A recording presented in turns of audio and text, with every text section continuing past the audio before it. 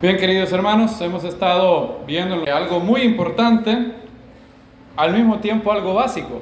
Si ustedes se fijan en las últimas series que hemos hecho, hemos vuelto a las cosas básicas, pero que son muy importantes tenerlas muy en claro, porque son el fundamento de toda la vida espiritual.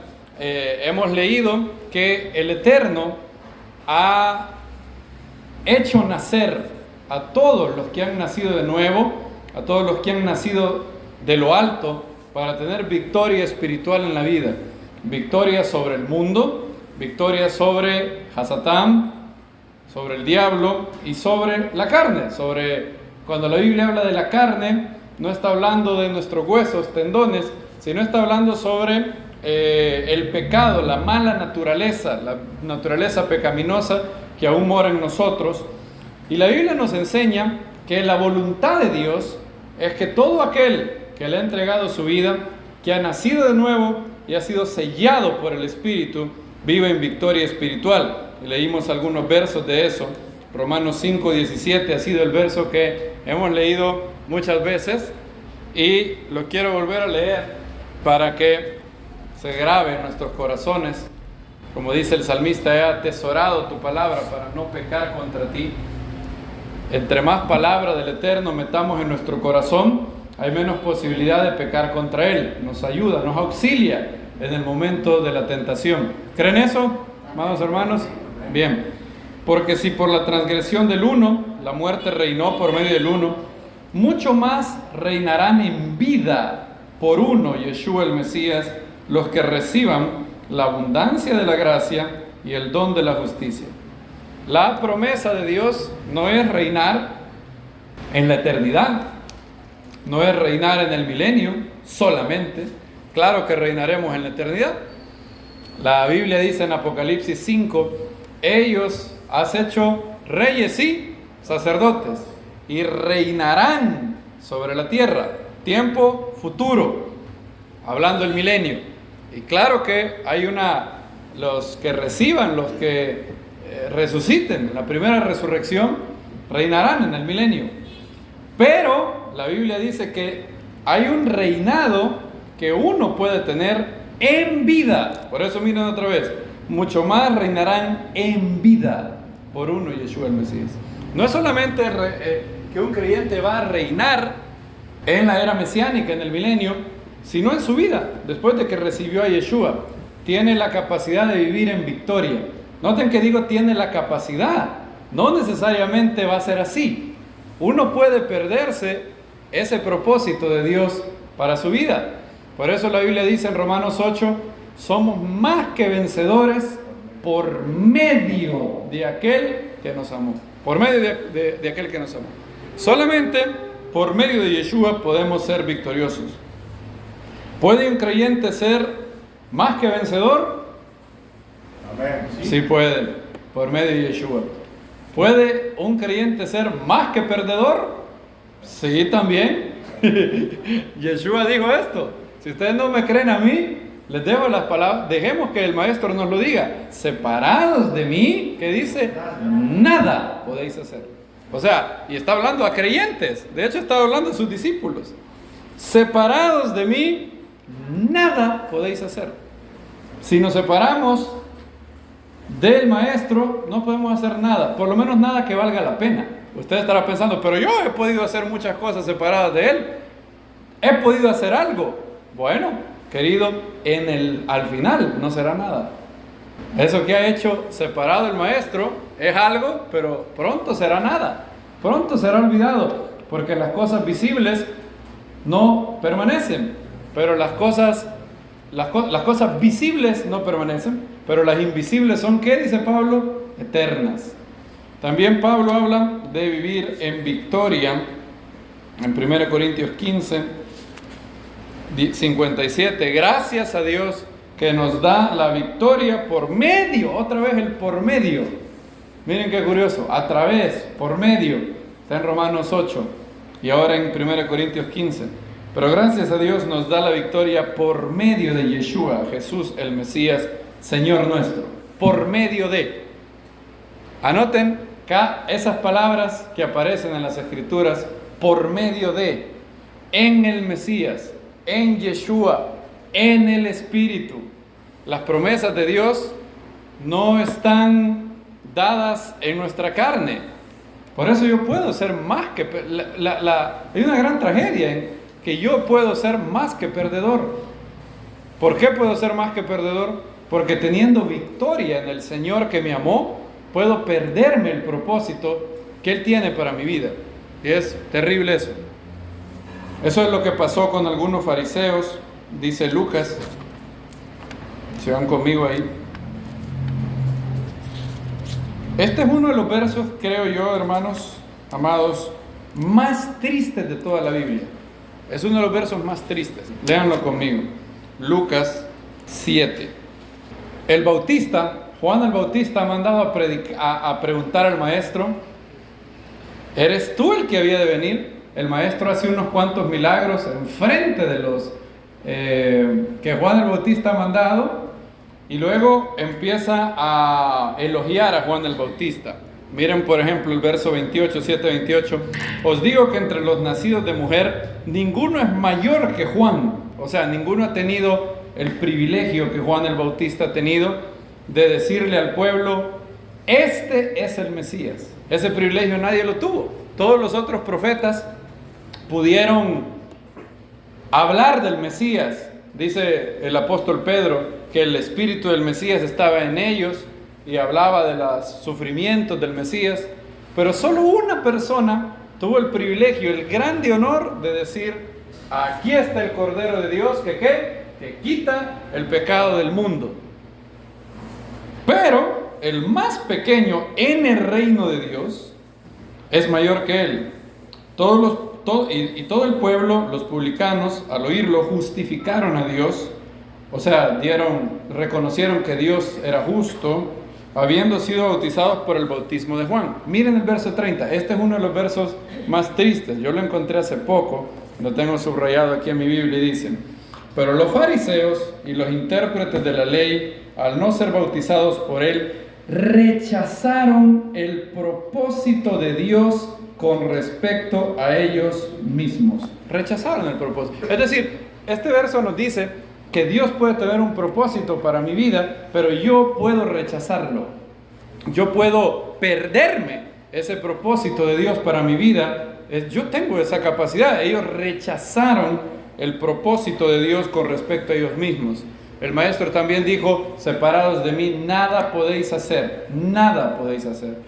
Esto significa, amados hermanos, que con todo y que yo puedo ser un creyente, hijo de Dios, puedo haber sido sellado por el Espíritu, tengo que guardarme, tengo que velar, y eso no significa únicamente desvelarme, sino estar alerta, estar en guardia espiritual, porque estas cosas pueden pasar. Baruch Hashem, bendito sea el Eterno, no tienen por qué pasar. El Eterno no quiere esto. De hecho, cuando alguien se pierde el propósito de Él para su vida,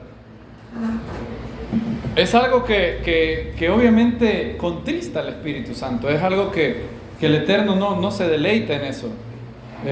Cuando el Eterno rechazó a Saúl, Samuel pasó toda la noche llorando por él.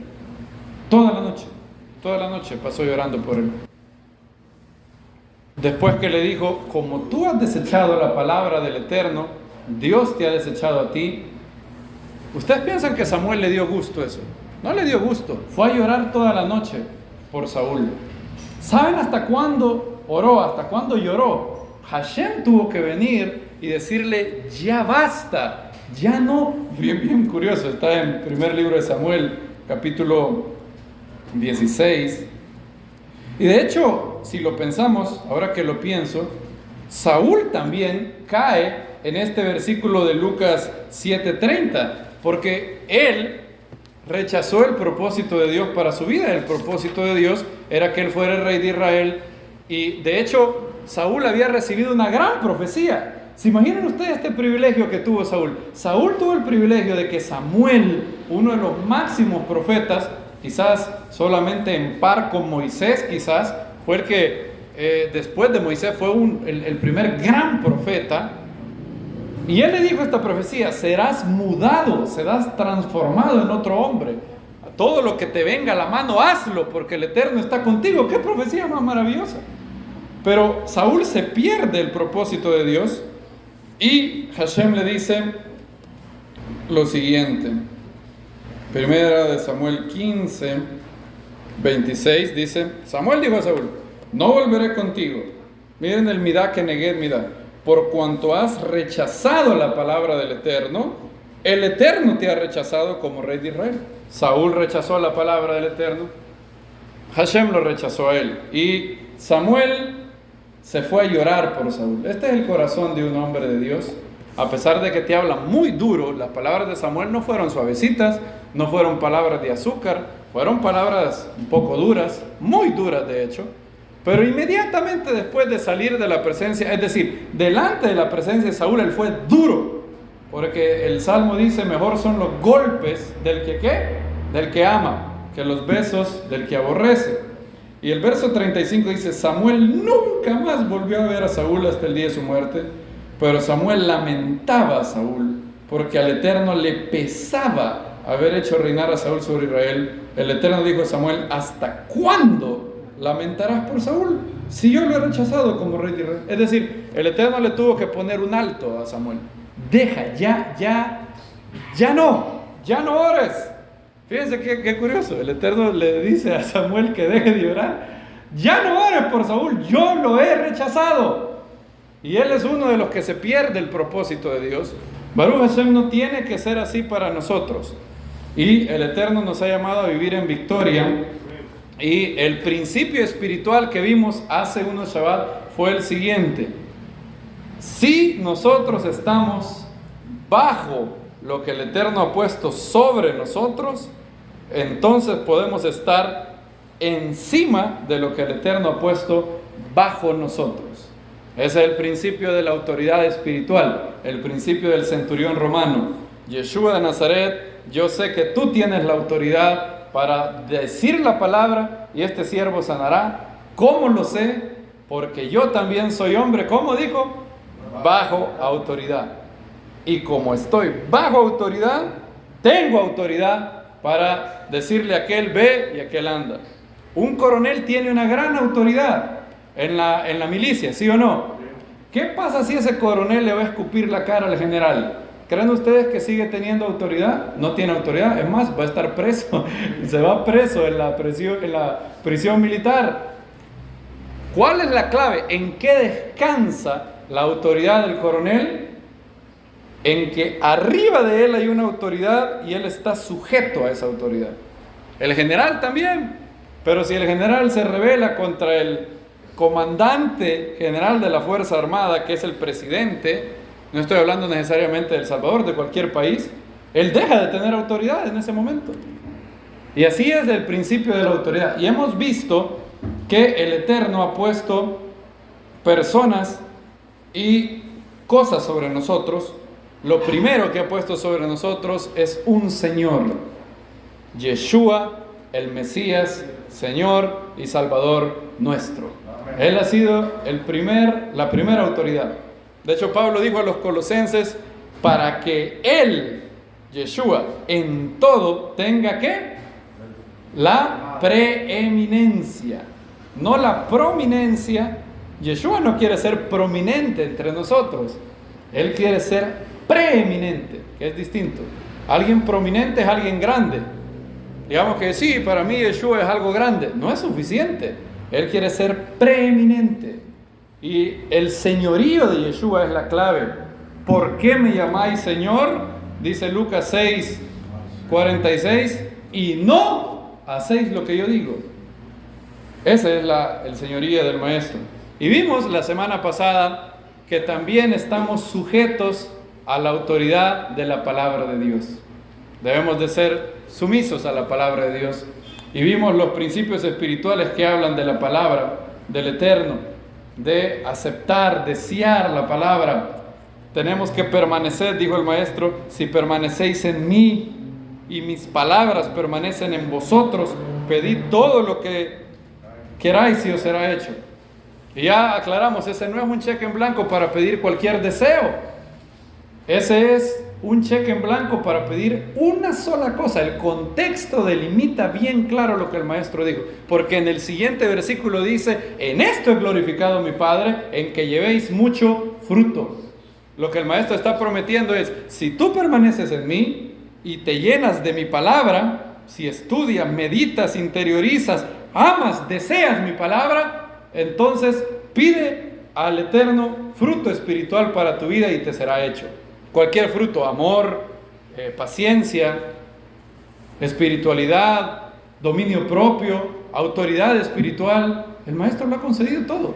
Todo nos ha sido concedido. De hecho, Pedro dice que hemos participado de la naturaleza divina y nos ha dado, miren lo que dice, es una promesa maravillosa. No quiero, de hecho, parafrasearlo mejor la palabra de Dios, que nos lo digan, como lo dice el apóstol Pedro. Miren la gran herencia que el Eterno nos ha dado. Segunda de Pedro 1:3. Miren lo que un creyente tiene en Yeshua, una persona que ha nacido de nuevo. Tiene derecho a. Ahora, él puede perderse eso si no lo persigue, como dice Adrian Rogers, no posee sus posesiones. Uno tiene, dice él, que poseer sus posesiones, lo que uno le ha sido prometido, regalado, obsequiado por el Eterno, y por fe y por paciencia se reciben las promesas. Así dice Hebreo, ¿verdad? Los que por fe y paciencia reciben las promesas. Segunda de Pedro 1:3 dice: por cuanto, miren cómo empieza, por cuanto todas las cosas que pertenecen a la vida y la espiritualidad o piedad nos han sido concedidas por su divino poder. Esa es la autoridad espiritual que un creyente tiene. Él le ha sido dada como herencia todas las cosas que pertenecen a la vida y a la piedad. Todas las cosas. Y esa es la autoridad que el maestro dio. He aquí yo os doy autoridad sobre todo el poder del enemigo. Los habéis vencido, porque mayor es el que está en vosotros que el que está en el mundo. ¿Y quién es el que está en nosotros? Bueno, ahí transiciono a la otra autoridad del Eterno en nuestra vida. Tenemos que estar sujetos al señorío de Yeshua, a la supremacía de la palabra de Dios y también al Espíritu Santo. Hoy vamos a hablar de la autoridad del Espíritu, del Eterno, del Espíritu Santo en un creyente. El gran Francis Schaeffer, algunos lo han considerado más que un teólogo, casi un profeta, a la generación que nos antecedió. Sus libros son muy bonitos. Y él en el libro Verdadera Espiritualidad dice que él ve una terrible, algo que le da mucho dolor, y es que él dice: si mañana le dijeras a varios creyentes, miren, todos los versos de la Biblia que hablan del poder del Espíritu Santo en un creyente son añadidos, no están en los manuscritos originales. En realidad el Espíritu Santo no mora en los creyentes. Hay miles de creyentes que dirían: de verdad, bueno, ok. O sea, para ellos no sería gran cosa. Para otros sería algo imposible de pensar. Yo he tenido la experiencia de hablar con personas que son llenos del Espíritu, y he tenido la experiencia también de hablar con creyentes, en teoría creyentes, que no tienen la más mínima mención del Espíritu Santo en sus vidas. Nada, nunca habla nada del Espíritu. Y no estoy diciendo no van a entender que lo que yo quiero a partir de hoy es que cada vez que hable con ustedes me hablen del Espíritu Santo. Voy a hablar del Espíritu para que el hermano diga, o para que los hermanos digan. No estoy hablando de eso. Simplemente estoy diciendo que de la abundancia del corazón es de qué, de lo que habla la boca. Hay personas que nunca tienen ninguna mención de la guía del Espíritu Santo, del poder del Espíritu Santo, del sello del Espíritu Santo, de andar en el Espíritu Santo, lo cual es una tragedia. El Espíritu Santo, amados hermanos, en los escritos apostólicos es algo sumamente importante, de principio a fin. El primer evangelio que se escribió es Marcos. ¿Y cómo arranca Marcos? ¿Cómo empieza Marcos? Empieza así: Marcos 1. Miren, Marcos no se tarda ni 7 versículos en informarnos de algo especial. Principio del Evangelio de Yeshua el Mesías, así dice Marcos 1. O sea, recuerden, cronológicamente hablando, la historia de Yeshua, la historia del cuerpo del Mesías, iniciado por el Mesías, en la Biblia, comienza en Marcos. Claro, la revelación de Dios empieza en Génesis, pero la historia del Mesías en la tierra, ya el hombre Yeshua, comienza en Marcos, ¿verdad? Es el primer evangelio que se escribió. La mayoría de eruditos dicen que hay cartas de Pablo que se escribieron antes de Marcos. Yo creo que muy puede ser el caso de Gálatas y 1 Corintios, muy probable que se pudieron escribir antes. Pero, en torno a los evangelios, Marcos es el primero. Miren cómo empieza. Principio del evangelio de Yeshua el Mesías. Y aquí nos narra la historia de Juan el Bautista. No voy a leerlo todo. Voy a irme al verso 7. Proclamaba diciendo, ¿qué es lo que proclamaba? ¿Qué es lo que Juan el Bautista? ¿Qué era lo nuevo? ¿Qué era lo maravilloso? ¿Qué era lo poderoso que Juan el Bautista salía diciendo al desierto? Después de mí viene el que es más poderoso que yo, y quien no soy digno de inclinarme y desatar la correa de sus sandalias, porque él os bautizará. Miren, yo os bauticé ¿con qué? Con agua, pero él os bautizará ¿con qué? Con el Espíritu Santo. Sigan leyendo. Después Yeshua viene y Juan el Bautista supervisa o bautiza al maestro. Verso 10. Inmediatamente mientras subía del agua, vio los cielos rasgados y el Espíritu descendiendo sobre él como una paloma. Verso 10. Verso 12. Enseguida el Espíritu lo impulsó ¿a dónde? Al desierto. Miren cómo empieza Lucas. ¿Cómo empieza Lucas? Lucas empieza dando la promesa de el nacimiento de Juan el Bautista. ¿Y qué es lo que le dice el ángel Gabriel a Zacarías? Verso 15. Porque será grande delante del Señor, no beberá vino ni licor, y será lleno del Espíritu Santo, aún desde el vientre de su madre. ¿Y cómo termina los escritos apostólicos? El Espíritu y la novia dicen ven. De inicio a fin. De inicio a fin, los escritos apostólicos están saturados con las menciones del Espíritu del Eterno. De hecho, amados hermanos, nadie puede ser creyente si no tiene el Espíritu Santo. En esto, es más, el sello distintivo de quién es hijo de Dios y quién no es hijo de Dios es el Espíritu Santo. Es ser sellado por el Espíritu Santo. No los dones del Espíritu Santo, porque cada uno puede tener diversos dones. De hecho, Pablo dice, ¿son todos apóstoles? No. ¿Son todos profetas? No. ¿Son todos maestros? No. ¿Hablan todos en lenguas? No. Obviamente la respuesta es no de Pablo. Pero el Espíritu Santo es la señal de que alguien ha recibido a Yeshua. Todo aquel que le entrega, esta es la promesa. De hecho, esto es lo que es novedoso, lo que Juan el Bautista dice. Antes de Yeshua, el Espíritu del Eterno solo era recibido por unos cuantos individuos selectos. Los reyes de Israel, algunos profetas, algunos caudillos. Pero el Espíritu no estaba disponible a todo el mundo. Joel dice que en lo postrero de los días derramaré mi Espíritu sobre ¿qué? Toda carne. Toda carne. Judíos y gentiles, hombres y mujeres, libres y siervos. Y eso es lo que Yeshua inauguró. De hecho, al inicio de Marcos, miren lo que dice, cómo él empieza. Algo que Yeshua dice, Marcos 1:15, proclamando el Evangelio de Dios, diciendo, el tiempo se ha cumplido, el reino de Dios se ha acercado. El tiempo se ha cumplido. Es decir, antes de este tiempo no se podía tener acceso a lo que el reino de Dios trae. La ley y los profetas eran hasta Juan. A partir de ahí ¿qué dice el maestro? El reino de Dios es anunciado. Inmediatamente dijo, pero es más fácil que pase una tilde de la Torá, es más fácil que pasen los cielos y la tierra que una tilde de la Torá. En otras palabras, eso que él dijo, la ley y los profetas eran hasta Juan, no quiere decir que está abolida la Torá, como él dijo en Mateo 5:17.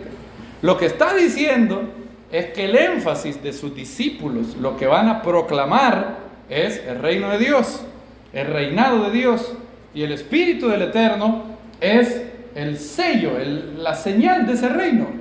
Él dijo a unos fariseos, si por el dedo de Dios yo echo fuera a los demonios, entonces el reino de Dios está entre vosotros. Ese era su distintivo. Si por el dedo de Dios yo echo los demonios, el reino de Dios ha llegado a vosotros. Pablo dice claramente que si alguien no tiene el Espíritu del Eterno, no es creyente. Dice Romanos capítulo 8, 9, pero vosotros no estáis en la carne, sino en el Espíritu. Por cuanto, ese por cuanto significa dado que, o sea, para Pablo esto es algo que da por sentado. Por cuanto el Espíritu de Dios vive en vosotros. Si alguno no tiene el Espíritu del Mesías, no es de él. No es de él. No hay un creyente genuino que no tenga el Espíritu Santo. Si alguien no tiene el Espíritu Santo, esa persona no ha nacido de nuevo. La Biblia lo llama un hombre natural. 2 veces. De hecho lo llama sensual. Es decir, dado a las cosas de los sentidos, no del Espíritu. Lo dice en primer lugar, miren lo que dice Judas. No Judas Iscariote, él no escribió un evangelio, contrario a lo que dicen los gnósticos.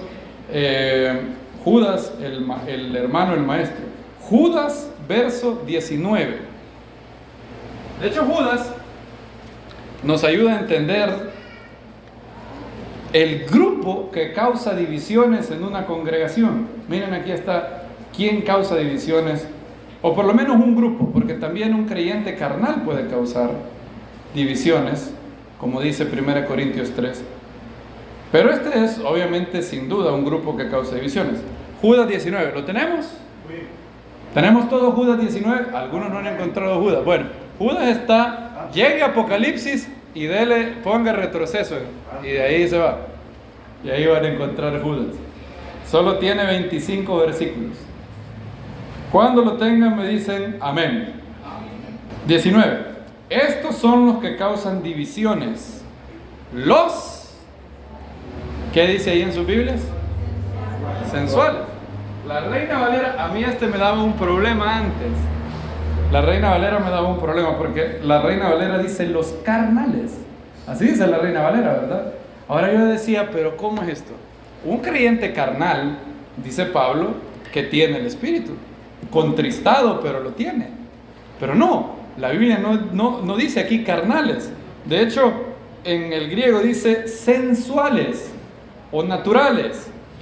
Estos son los que causan divisiones, los sensuales, que no tienen el Espíritu. Que no tienen el Espíritu. Pablo también habla en 1 Corintios 2 del hombre natural. Natural entre comillas, porque no es natural. El verdadero hombre natural no es pecaminoso, era Adán, ¿verdad? Antes del pecado. Pero natural hoy, ¿verdad? Lo normal de hoy, lo natural, el hombre desde que nace es por naturaleza hijo de ¿qué dice Pablo a los Efesios? Hijo de ira. El hombre natural, dice Pablo, no puede recibir las cosas del Espíritu. 1 Corintios 2:14 de hecho. 2:12 es otro espíritu maravilloso. Ahí, otro verso maravilloso. 2:12 dice que hay 2 espíritus, por lo menos, el espíritu de Dios y el espíritu del mundo. ¿Qué espíritu tienes tú? ¿Con quién te identificaría así la gente? Solo al oírte hablar un rato, solo al verte, ¿te identificarían con el espíritu de Dios o con el espíritu del mundo? ¿Con quién nos identificarían, amados? Así, rápidamente, la primera impresión, ¿con quién nos identificarían? ¿El Espíritu de Dios o el Espíritu del mundo? Dice el verso 14, pero un hombre natural, y aquí es la misma palabra que aparece si no mal recuerdo, en Judas. El hombre natural no acepta las cosas del Espíritu de Dios porque para él son ¿qué? Locura. Y no puede entenderlas, ni siquiera puede entenderlas. Un hombre natural me oiría y diría, ¿qué está hablando este loco? ¿De qué es eso del Espíritu Santo? ¿Qué es eso? ¿Qué es eso? Y hay muchas cosas que son del Espíritu que diré en los minutos que me restan. Si alguien aquí no ha nacido de nuevo, me va a oír, como dicen en Gran Bretaña, Chinese whispers. Ellos dicen susurros chinos, así me voy a oír. Ese es un dicho de Gran Bretaña. También tienen otras cosas, creo que es de Shakespeare que viene la frase, It's all Greek to me. Todo lo que acabas de decir es griego para mí, dicen los ingleses. Es un dicho que tienen allá para decirle, no entendí nada. Y así dice Pablo, el hombre natural, el sensual, noten que un inconverso, la característica que se le da es una persona obsesionada con lo sensual. No puede entender las cosas que son del Espíritu. El sello del Espíritu es lo que caracteriza a todo creyente. Todo creyente. Voy a diferenciar algunas cosas. No es lo mismo el sello del Espíritu, ser lleno del Espíritu, andar en el Espíritu, el bautismo en el Espíritu. Bueno, el bautismo en el Espíritu, bueno, vamos a avanzar en eso. Pero todo eso hay que diferenciarlo, hay que distinguirlo. Yo creo que el bautismo en el Espíritu sucede en el mismo momento de la conversión de un creyente. Pablo dice que a todos se nos dio a beber de un mismo Espíritu. Todos fuimos bautizados, todos. De hecho, Pablo dice que todos los corintios, los que eran creyentes, habían sido bautizados en un mismo Espíritu. Pero bueno, vamos a avanzar después de eso. El sello del Espíritu es aquello que sucede cuando alguien viene, le rinde su vida a Dios, deja de ir en rebeldía a Dios, de ser enemigo de Dios en su mente, dice la carta a los Colosenses, se rinde a Dios y Dios le aplica la sangre del Mesías e inmediatamente, a partir de ese momento, hay algo nuevo en él. Es el milagro, el único milagro 100% prometido de Dios. Hay muchos milagros que el Eterno no hará con todo y que se lo pidamos. Pablo dice que había pedido 3 veces que el Eterno quitara el aguijón de su carne. ¿Y qué le dijo el Eterno? Bástate mi gracia. No te lo quitaré, pero te daré mi gracia para que puedas tolerarlo. ¿Ok? Yo te daré la gracia para vencer ese aguijón en la carne. ¿Ok? El Eterno no nos ha prometido un sí a todas nuestras oraciones, pero hay un milagro que el Eterno se comprometió a hacer siempre. Siempre.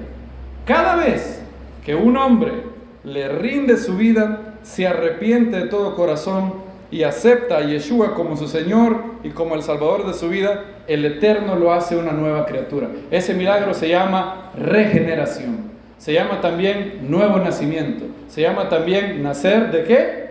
De lo alto. Es un milagro que el Eterno se comprometió a hacer desde que el Espíritu fue derramado en Shavuot. El Eterno se comprometió a hacer. Tú puedes hacerlo. Si tú no entiendes de lo que estoy hablando, hoy es un buen momento. Hoy es el día de la salvación. La Biblia no promete un mañana a nadie. ¿Se han fijado que la Biblia no le promete a nadie que va a vivir un día más? Por eso dice, hoy es el momento aceptable para la salvación. Cualquiera que está aquí y no ha nacido de nuevo puede hacerlo. Arrepentirse de sus pecados, poner su fe, su confianza en Yeshua, porque cree que llegas a poner en tu alma y con la ayuda del Espíritu que está hablando a tu corazón en este momento, tú puedes aceptar a Yeshua. La fe viene, ¿por qué? Por el oír la palabra de Dios. Y la Biblia dice, de modo si alguno está en el Mesías, nueva criatura es. Yo experimenté eso. Cuando en una noche, les conté, en una noche lluviosa, yo le dije a estábamos 3 personas en esa noche lluviosa. Yo le dije al que era el pastor de la única comunidad que yo conocí antes de esta, yo nunca he recibido a el Señor como el Salvador de mi vida, le dije yo. De verdad, pero podemos hacerlo hoy, me dijo. Y en ese día yo oré, le entregué mi vida a Dios a los 18 años y hasta el día de hoy yo puedo decir, no ha habido una decisión más maravillosa, más acertada, más increíble que yo haya podido hacer. Y todos nosotros, espero yo, que hemos tomado esa decisión también. Y todos experimentamos eso, ¿verdad, amados hermanos? Y algo sucedió. No ese día no. Ese día no es que yo salí y vi ángeles con arpas. No pasó nada sobrenatural, no tembló la tierra ni nada. Pero al día siguiente, a los pocos días, me di cuenta de algo raro. Yo no había leído mucho la Biblia, recuerden, escasamente había oído unas predicaciones, pero algo pasaba en mí, algo raro. Sentía como si era en mi interior, en primer lugar, sentía en mi interior una pureza espiritual que nunca había sentido, nunca, jamás. 2, sentía que cuando oraba, literalmente yo estaba conectado con Dios. Ya no estaba hablando al aire cuando oraba, sino que ahora tenía una comunión con Dios. Y 3, sentía una presencia dentro de mí. Algo raro, nunca lo había sentido. Luego pude entender, cuando leí la Biblia, pude comprender lo que era eso. La Biblia llama que recibimos las arras del Espíritu. Y me recuerdo yo que el Eterno empezó a trabajar en mí, debido a que hoy soy imperfecto, pero antes era más imperfecto todavía. De hecho decía vulgaridades, decía groserías. Y un día, en la ruta 42, en un microbús, llevaba mi Biblia, iba para la congregación, y recuerden que yo era un recién nacido, era un bebé en el Mesías. La Biblia le llama un niño en el Mesías. Y me acuerdo que todavía tenía lo que don Viterbo Ibarra le llamaba, lo que don Lucio, el director de mi colegio, le llamaba trompabulario. Todavía lo tenía yo. Y me recuerdo que la que hoy es mi esposa, que era mi novia en aquellos tiempos, nuestra hermana Nancy, me vio que con la Biblia aquí, en la ruta 42, se me salió la caja ilustre, como decimos aquí. Y me acuerdo que ella con mucho amor me dijo, mi amor, me dijo, vas con la Biblia y un hijo de Dios no puede hablar así. Miren, yo me recuerdo exactamente, hasta en dónde iba la ruta 42, me acuerdo. Y me acuerdo que algo en mi interior me reveló, me dio a conocer que lo que Nancy decía era absolutamente cierto. Y no solamente eso, en ese momento me dio una fuerza de decir, nunca jamás en mi vida volveré a decir una mala palabra, jamás. Esa fue mi disposición, esa fue ¿cómo diríamos? ¿Cómo le llaman la que la gente hace en todos los 1 de enero que nunca cumplen? No, sí, pero hay otra palabra. Promesa, bueno, sí, o lo que hace de año nuevo, propósito de año nuevo, bueno, resolución, esa es la palabra, la resolución. Yo tomé la resolución de nunca más, me arrepentí ahí mismo en el microbús, le pedí perdón a Dios y le dije, ayúdame a nunca más hablar así. Y miren qué maravilloso. Dentro de mí encontré que había una fuerza sobrenatural que me daba dominio propio que yo nunca había tenido. A partir de ahí dije la última mala palabra de mi vida, fue en el año 2006, la última. Ahora ustedes estarán pensando, le ha de haber costado eso, ¿verdad, hermano? De seguro que todos los días ha tenido que levantarse pensando, no debo decir malas palabras, no debo decir malas palabras. ¡No! Eso es lo maravilloso. El Espíritu Santo es una fuerza que te da un dominio propio, una moralidad renovada. Y ahora ya no tienes que querer obedecer a Dios en tus propias fuerzas, sino que Él, si tú le permites, este es el caveat, como dicen los ingleses, si tú le permites, Él lo hará. Pablo lo dice en Romanos 8:4. Romanos 8:4 dice, para que la exigencia de la ley, la Reina Valera creo que dice para que la justicia de la ley.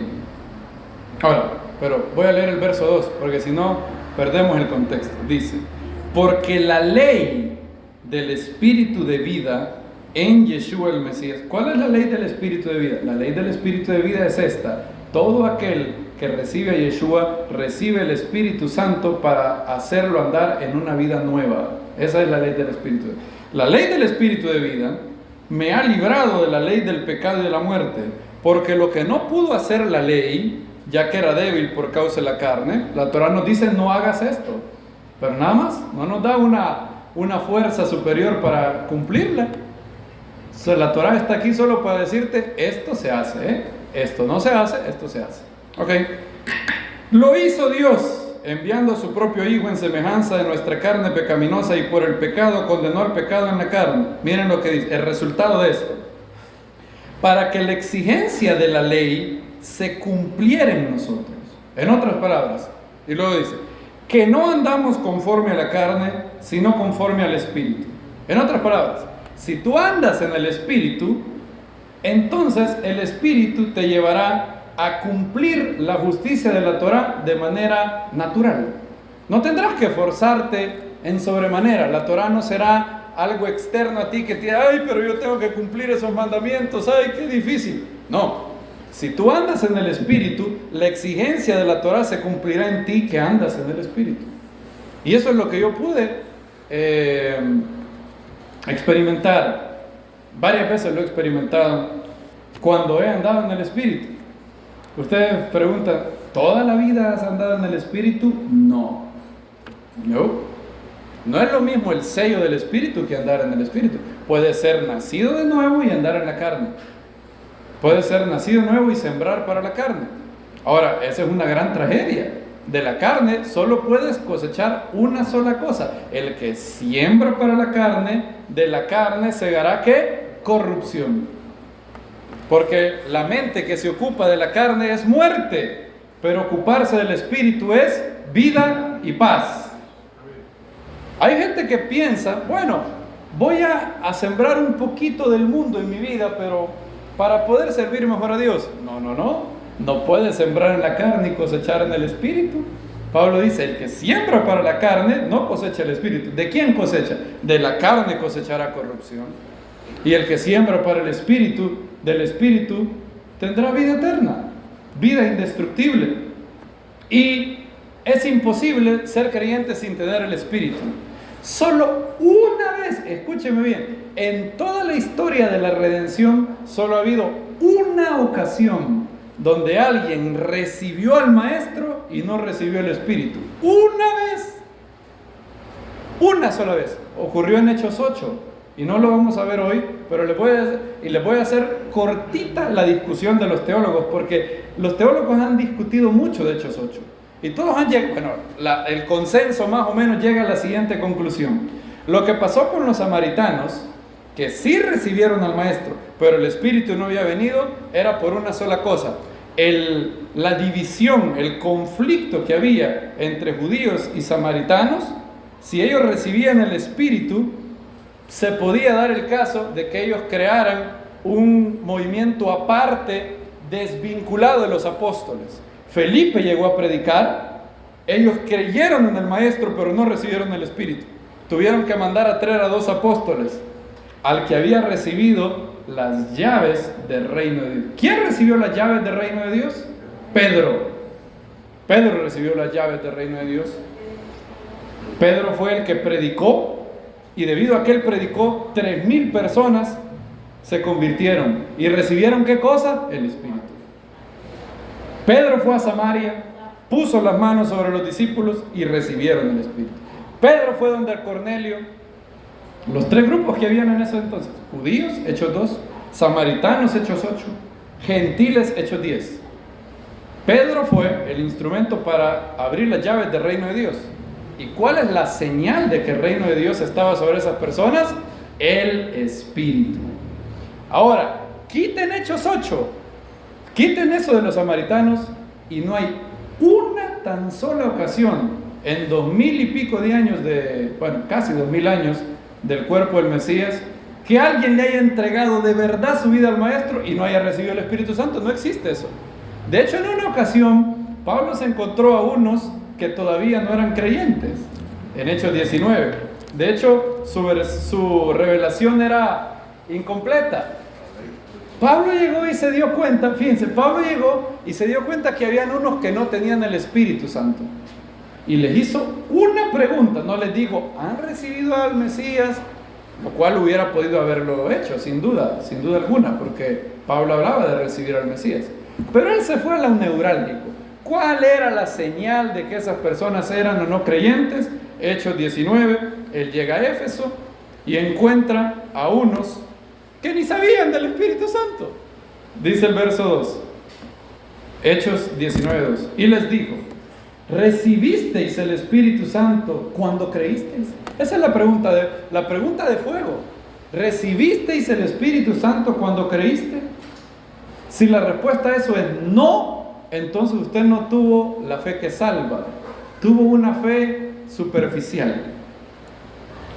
La fe que dice Pablo en 1 Corintios 15, si no creísteis en vano.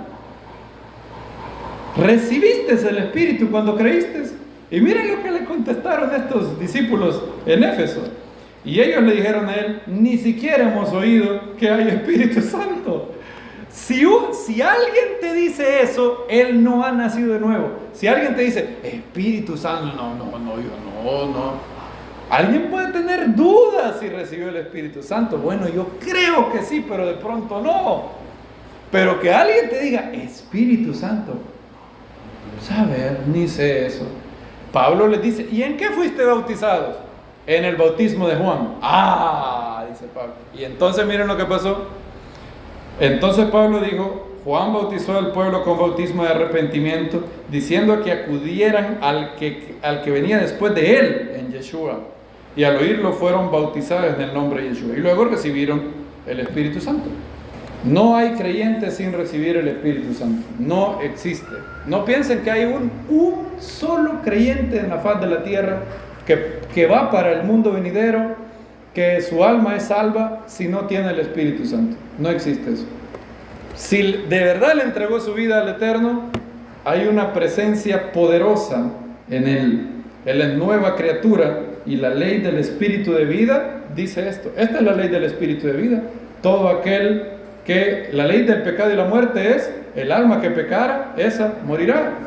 La ley del Espíritu de vida es el alma que reciba a Yeshua, esa vivirá por medio del Espíritu, por medio del Espíritu del Eterno. De hecho, la Biblia habla de la salvación que tenemos en Yeshua, Romanos 5. Hay una tendencia en algunos de igualar salvación con justificación, y no es correcto eso. La justificación es una parte de la salvación. La justificación es ser salvo de la condenación del pecado. Pero la salvación es pasado, presente, futuro. Fuimos salvos en la muerte de Yeshua y hemos sido justificados. ¿Hemos sido justificados en Yeshua? Bien. Por tanto, justificados con Dios por medio de la fe, tenemos paz para con Él por medio de Yeshua nuestro Mesías. Y luego Pablo dice algo bien curioso. Miren lo que dice. Verso 8, 5:8. Pero Dios muestra su mismo amor hacia nosotros, en que siendo nosotros aún pecadores, el Mesías murió por nosotros. Por tanto, mucho más ahora, habiendo sido justos por su sangre, seremos salvos de la ira por medio de él. Noten, Pablo relaciona la muerte del Mesías con justificación. Ahí está claro, ¿verdad? Verso 9. Mucho más ahora, habiendo sido justificados por su sangre. Ok. La muerte del Mesías te justifica. Ese es, fuimos salvos. La justificación es salvación en tiempo pasado, habiendo sido justificados. Pasó. ¿Cuándo pasó eso? Cuando nacimos de nuevo. Fuimos salvos por su muerte. Pero miren lo que dice después Pablo. Porque si siendo enemigos fuimos reconciliados con Dios por la muerte de su Hijo, oigan otra vez, justificación en la muerte de su Hijo. Miren lo que dice, mucho más, habiendo sido reconciliados, también seremos salvos por su ¿qué? Vida. Miren qué curioso. Esto sí es un poco complicado, jerga teológica complicada de Pablo. De hecho, Pablo mismo acepta que él es un poco tosco para explicar las cosas. A los corintios les escribe, ustedes han dicho de mí, ciertamente en presencia la palabra es tosca. Pablo tenía muchos dones, decía C.S. Lewis, pero uno de los dones que no tenía Pablo es hablar más claramente, decía él. Yo como hubiera querido que hablara mejor. Pablo era el equivalente de un triple PhD, era una eminencia intelectual terrible. Y dice cosas algunas veces un poco complicadas. Hasta Pedro le costaba entenderlo. Dice, el amado apóstol, el amado hermano Pablo dice en algunas de sus cartas, algunas cosas que son ¿qué? Difíciles de entender. Por medio de la ley moría la ley para vivir para Dios.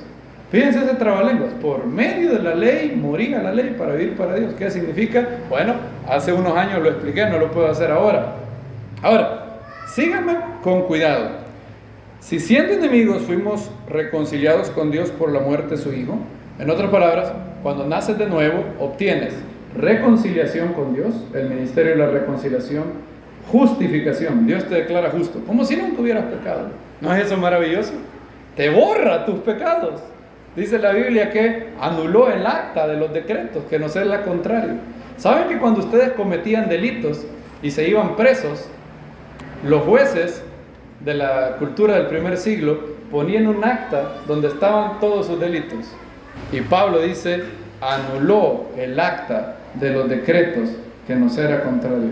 ¿Saben qué hacían con el acta? Yo no sabía esto, lo descubrí hace poco tiempo.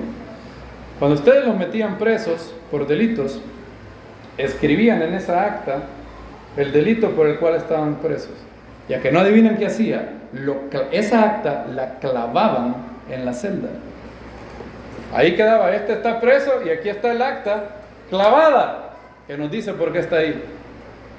Pablo dice, anulando el acta de los decretos que nos era contraria, clavándola en la cruz. ¿No es eso maravilloso? La clavó en la cruz por nosotros. Y ahí fueron perdonados todos nuestros pecados. No la clavó en nuestra celda, la clavó en la cruz de Él. Pero la salvación no termina ahí. Muchas personas piensan que la salvación es como pan tostado. Pones el pan a tostar, ¡tling! Y ya salió, ya está, se acabó, todo pasó, ya justificó, aceptó al Señor, bendito sea Dios. No, Pablo dice, ahora aclaro algo, cuando digo la salvación no termina ahí, no quiero decir que la justificación y la reconciliación son incompletos. No puede ser más justificado. Tú no puedes ser nunca, desde que recibes al Mesías, más justificado o más reconciliado con Dios. Él hizo perfectos a los santificados, como dice la Biblia, para siempre. De una vez y para siempre. Ahora, la justificación es completa, pero hay algo más. Dice, habiendo sido reconciliados, seremos salvos por su vida. Esta salvación no está en pasado, ¿ya viste? Dice, fuimos justificados, eso es tiempo pasado. Pero aquí hay una salvación que es en tiempo presente, todos los días. Está disponible hoy, mañana, dentro de 5 años, hasta que te mueras. Seremos salvos, pero no por su muerte. ¿Vieron eso? Seremos salvos, ¿por qué dice? Por su vida. ¿Cómo? Alguien puede decir, ¿cómo es eso, hermano? Yo entiendo que Él me justificó en su muerte, porque si Él murió por mí, y si Él lleva todos mis pecados en su cruz, y si yo lo acepto, su muerte me justifica de mis pecados, yo entiendo ser salvo por su muerte. ¿Cómo soy salvo por su vida? Bueno, ¿cómo somos salvos por la vida del Mesías? Es porque Él vive en nosotros por medio del Espíritu Santo. ¿Cuántos dicen amén? Él vive en nosotros. Amén. Ya no vivo yo, mas vive ¿quién? El Mesías en mí. Esto es lo más glorioso. Está el Mesías en la Biblia, lo cual es maravilloso. El Mesías en la profecía, maravilloso. El Mesías en la historia, maravilloso. Pero hay algo más maravilloso. El Mesías en vosotros. ¿La esperanza de qué? De gloria. En vosotros, en mí. El Mesías vive en mí. Por medio del Espíritu. Dijo el Mesías, no os dejaré huérfano, vendré a vosotros. ¿Cómo vendrá a nosotros? El Consolador vendrá a vosotros. ¿Os conviene que me vaya? Imagínense, eso debió haber sido una locura para los apóstoles. ¿Cómo nos va a convenir que se vaya el Maestro? Así que estamos tan maravillados de oírlo hablar. Porque ahorita, pero él explicó, el Espíritu de verdad ahora está entre ustedes. Porque yo estoy aquí. Pero estará en ustedes, dentro de ustedes. Y eso es lo que Pablo dice en Romanos 8, más adelante. Él explica eso. ¿Cómo eres salvo por su vida? Cuando Él vive a través de ti. Cuando andas en el Espíritu, eso es lo que dice. ¿Se recuerdan que dice Pablo que seremos salvos por medio de su vida? Noten la palabra clave, vida. Muerte tiene que ver con justificación, principalmente. Hay una faceta de la justificación que tiene que ver con la resurrección también, pero no vamos a ver eso hoy. Romanos 8 dice lo siguiente: si el Espíritu, 8:11, del que levantó de los muertos a Yeshua vive en vosotros, el que levantó al Mesías de los muertos vivificará. Aquí está la parte de seremos salvos por su vida. Vivificará también vuestros cuerpos mortales por su Espíritu, que ¿qué? Vive en vosotros. Vive en vosotros. ¿Cómo el Mesías vive en mí? Por medio del Espíritu. Por medio, en griego, Consolador se dice Paracleto. Paracleto viene de dos palabras griegas que significa el que está a la par, el que está a tu lado. En tu corazón Yeshua vive en ti si has nacido de nuevo por medio del Espíritu. Y si andamos en el Espíritu, tenemos la posibilidad de lo que dice Pablo, verso 13. Miren, esta es la paradójica de que alguien va a morir. Miren que yo hoy estaba leyendo Romanos 8 y me di cuenta de esto. Vean el verso 13, así lo dice la versión textual. Porque si vivís conforme a la carne, estáis, así dice la versión textual, si vivís conforme a la carne, estáis a punto de morir. Un creyente que vive conforme a la carne está a punto de morir. Su vida espiritual, su capacidad de dar fruto está a punto de morir, está en coma espiritual. ¿Has visto los que están en coma? ¿Están vivos, sí o no? Están vivos, pero solo son sostenidos vivos por ¿un qué? Por un aparatito. Solo por la gracia de Dios es que una persona que anda en la carne siendo creyente está vivo. Porque el profeta Isaías dijo que no apagará el ¿qué? El pábilo que humea. Podemos llegar a ser en nuestra vida como el pábilo. Yo en algunas ocasiones he llegado a ser como el pábilo que humea. Solamente he tenido una cenicita casi, un pequeño fuego. Aún siendo hijo de Dios, aún siendo amado por Dios, solamente sostenido por su gracia, solamente por su gracia. Para la voluntad no es maravilloso que Dios no apague al pábilo que humea, claro que sí, pero no es el ideal, no es lo que Él quiere para nuestra vida. Sigue diciendo Pablo, pero si por el Espíritu hacéis morir las obras de la carne, viviréis. Miren qué curioso. ¿Saben cuál es la relación que tenemos con nuestra carne? Tenemos un duelo a muerte. En otras palabras, o la carne nos mata a nosotros, o nosotros hacemos morir las obras de la carne. Eso es lo que dice, léanlo conmigo otra vez. Porque si vivís conforme a la carne, estáis a punto de morir. El que ciega para la carne, de la carne cosechará ¿qué? Muerte, corrupción. O la carne te mata a ti, o tú matas a los deseos de la carne. Porque si vivís conforme a la carne, estáis a punto de morir. Pero si por el Espíritu hacéis morir las obras de la carne, viviréis. Noten que la clave para la vida espiritual victoriosa es andad en el Espíritu. Andad en el Espíritu.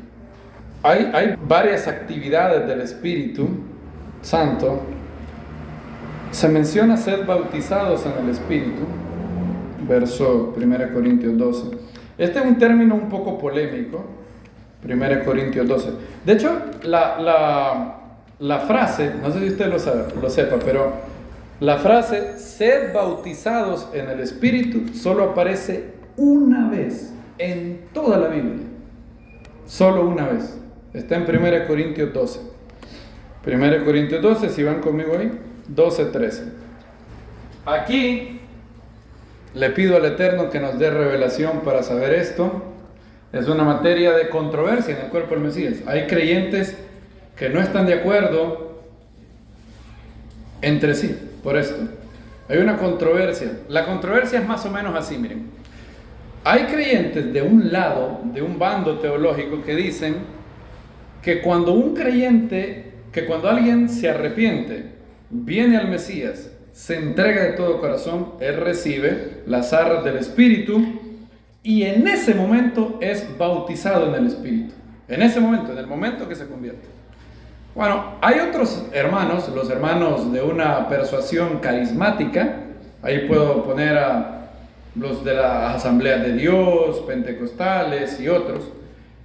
Y ellos dicen que no. Ellos dicen que en realidad el sello del Espíritu no ocurre simultáneamente con el bautismo del Espíritu, sino que si crees en el Mesías, si naces de nuevo, Dios te da el sello del Espíritu, pero no el bautismo del Espíritu. El bautismo del Espíritu tú lo tienes que buscar y puede ocurrir 5 o 10 años después de tu conversión. Ahora, si ustedes me preguntan a mí qué pienso, después de haber estado estudiando mucho este tema con la ayuda del Eterno, y yo diría, les voy a decir lo que yo he llegado a la conclusión, a esta conclusión he llegado. Y me voy a oír un poco como Tevye en el violinista en el tejado, pero no es así, se los prometo. Les voy a decir lo que creo y luego les voy a pasar a mostrar por qué estoy persuadido. He llegado a la conclusión de que estoy de acuerdo con los dos. Con los dos estoy de acuerdo. Pero al mismo tiempo hay algo con lo que no estoy de acuerdo con los dos. Al final se reduce a un asunto de terminología. ¿Qué quiero decir con esto?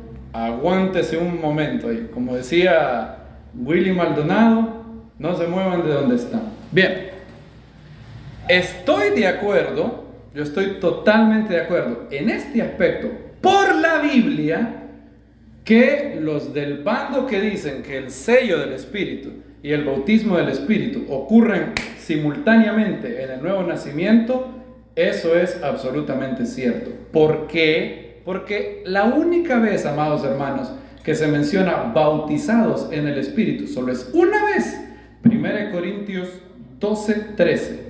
Y ahí habla de algo que había pasado con todos al momento de la conversión. Dice, porque por un solo Espíritu fuimos, oigan, todos bautizados en un solo cuerpo, sean judíos o griegos, esclavos o libres, y a todos se nos dio a beber un mismo Espíritu. En otras palabras, lo que la Biblia, noten, lo que la Biblia llama bautismo del Espíritu, Pablo dice que es algo que había pasado con todos en Corintio, había pasado con judíos, griegos, sean esclavos o libres, y luego él lo relaciona, él explica a qué se refiere cuando habla del bautismo del Espíritu. Se nos dio a beber en un mismo Espíritu. ¿Cuándo? Porque el cuerpo no es un solo miembro, sino muchos. Ahora yo te pregunto, ¿cuándo es que alguien llega a ser parte del cuerpo del Mesías? En la conversión. Entonces Pablo dice que fuimos bautizados por un solo Espíritu en el momento que yo pasé a ser parte del cuerpo del Mesías. ¿Me siguen hasta este momento, amados hermanos? ¿Cuándo fue eso? En el momento de mi conversión. Entonces yo creo que el bautismo del Espíritu es simultáneo, ocurre en el mismo momento que el sello del Espíritu. Ok, en eso estoy de acuerdo con, qué sé yo, bautistas, calvinistas algunos, no sé, qué sé yo. Con los bautistas estoy de acuerdo en eso. Ahora, ¿por qué dije que estoy de acuerdo con los dos? Porque en lo que mis hermanos pentecostales y mis hermanos carismáticos tienen razón, es que la Biblia enseña, y voy a pasar a enseñarle los versos claros, la Biblia enseña que después del nuevo nacimiento, después de que hemos sido sellados en el Espíritu, después de que hemos sido bautizados en el Espíritu, un creyente puede experimentar posteriores llenuras del Espíritu. Noten el término. ¿En dónde es que yo estoy? ¿En dónde es que yo difiero con mis hermanos pentecostales? En el término que usan. Ellos dicen que esta llenura posterior, ellos le han llamado bautismo del Espíritu. Ahí es donde yo no estoy de acuerdo. Yo creo que el término bautismo del Espíritu, la Biblia claramente lo asigna a lo que pasa en la conversión. Ahora, en lo que sí estoy de acuerdo con ellos es que la Biblia me parece, estoy persuadido que indica que yo puedo ser, hoy me convierto, y luego 5 años después puedo experimentar una nueva llenura del Espíritu Santo. Ellos le llaman bautismo del Espíritu, yo no le llamo bautismo del Espíritu, le llamaría llenura, una nueva llenura, una llenura subsecuente a la conversión del Espíritu Santo. Ahora, si ellos le quieren llamar bautismo, ok, está bien, es decir, ¿sí me entienden por qué dije que estoy de acuerdo con los dos? En lo que difiero con los bautistas, es que los bautistas piensan que no puede haber llenura posterior del Espíritu a la conversión. Yo no creo eso. En lo que difiero con los hermanos pentecostales es que a esa llenura subsecuente a la conversión, ellos le llaman bautismo del Espíritu. Y la Biblia habla de llenura del Espíritu. ¿Cómo lo vemos? Bien, veamos Hechos 2. Estos son los apóstoles, y no solamente los apóstoles. Hechos 2, 4. Entonces, veamos ejemplos prácticos. ¿Usted cree lo que creen algunos de mis hermanos carismáticos, hermanos, que después de la conversión, 10 años después o 20 años después, yo puedo tener una nueva llenura del Espíritu? Sí creo eso. En lo que yo estoy en desacuerdo con ellos es el título, el nombre que ellos le dan a eso. Ellos le llaman bautismo del Espíritu. Yo no le llamo el bautismo del Espíritu, porque la Biblia no le llama así. La Biblia le llama llenura del Espíritu. Y hay varias veces que lo podemos ver. Hechos 2, 4, dice: todos fueron, ¿cómo fueron los apóstoles? No solamente los apóstoles, de hecho fueron ¿cuántos hombres? 120. Recuerden, 120 apóstoles. ¿Dónde estaban los apóstoles y los 120? ¿En dónde se habían quedado? Bueno, sí, pero la ciudad ¿dónde era? Jerusalén, ¿verdad? Dice que estaban en Jerusalén. Todos fueron llenos del Espíritu Santo y comenzaron a hablar en diferentes lenguas según el Espíritu les concedía hablar. Ok. ¿Fueron cómo? Los apóstoles fueron cómo? Llenos del Espíritu. Ok. No solo los apóstoles, de hecho los 120. Los apóstoles, quizás ahí estaban los 70 también que Yeshua había enviado y otros más. 120 hombres fieles que el maestro tenía. Y fueron llenos del Espíritu. Ok. Ahora, miren lo que pasa Pedro predica, sana a un hombre que está enfermo, que estaba pidiendo en el templo, un hombre que no podía andar.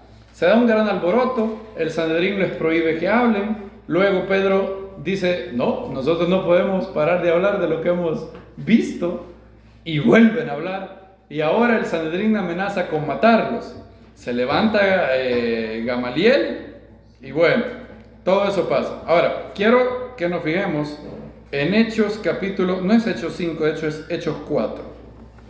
Hechos 4, 23. Puestos en libertad, miren 4:23. Puestos en libertad, fueron a los suyos. ¿Quiénes son los suyos? Ahora, en primer lugar, ¿quiénes fueron puestos en libertad? Pedro y Juan. ¿Me siguen hasta aquí, hermanos? Bien. Pedro y Juan fueron puestos en libertad. Fueron a los suyos. ¿Quiénes son los suyos? Bueno, varios candidatos. Los 12 apóstoles, probable. O pueden ser los 120. Puede ser, quizás. No sé, los apóstoles, los 120. Puede ser eso. Ahora, le voy a decir quiénes no son los suyos. No son los 3000 que estaban en Pentecostés. Porque ellos fueron a Shavuot, fueron bautizados, creyeron en Yeshua. Y cada uno después de Shavuot se fue para su respectiva tierra. Ok, puestos en libertad fueron a los suyos, contaron todo lo que los principales sacerdotes, los ancianos les habían dicho. Cuando ellos lo oyeron, alzaron unánimes la voz a Dios y dijeron: soberano, tú eres el que hiciste el cielo y la tierra, el mar, todo lo que hay en ellos, que por medio del Espíritu Santo, por boca de tu siervo David, nuestro padre, dijiste. Citan el Salmo 2, verso 27, porque verdaderamente se aliaron en esta ciudad contra tu santo siervo Yeshua, a quien ungiste, Herodes, Poncio Pilato, los gentiles y el pueblo de Israel, para hacer cuanto tu mano y tu designio predestinaron que sucediera. Ahora, Señor, considera sus amenazas, concede a tus siervos hablar tu palabra con todo denuedo, mientras extienden la mano para que haya sanidades, señales milagrosas, prodigios mediante el nombre de tu santo siervo Yeshua. Miren lo que dice: cuando ellos oraron, el lugar en que estaban congregados tembló, y todos fueron ¿qué? Llenos del Espíritu Santo, y hablaban con denuedo la palabra de Dios. Pregunta: ¿acaso ellos no habían sido ya llenos del Espíritu Santo? Sí, ¿verdad? Es decir, en Hechos 2 se dice que todos ellos fueron llenos del Espíritu, y ahí habla de los apóstoles, los 12, probablemente los 70, los 120, fueron llenos del Espíritu. Y aquí, esas mismas personas, los suyos, fueron llenos del Espíritu. Otra vez, la llenura del Espíritu puede ser posterior a la conversión. De hecho, es posterior a la conversión. Por eso Pablo dice: no os embriaguéis con vino, antes bien, ¿qué dice? Sed llenos del Espíritu. Y está hablando a creyentes. Está hablando a creyentes. De hecho, hay varias ocasiones. Otra vez, miren por ejemplo, Hechos 6. Van a pedir a los primeros diáconos, los 7 primeros diáconos, de hecho. ¿Cuál es el requisito para ser diácono? Ustedes sabían que ser diácono es uno de los ministerios más importantes de una congregación. De hecho, puede llegar a ser más importante que el pastor. Eso los escandaliza a algunos, pero no es así.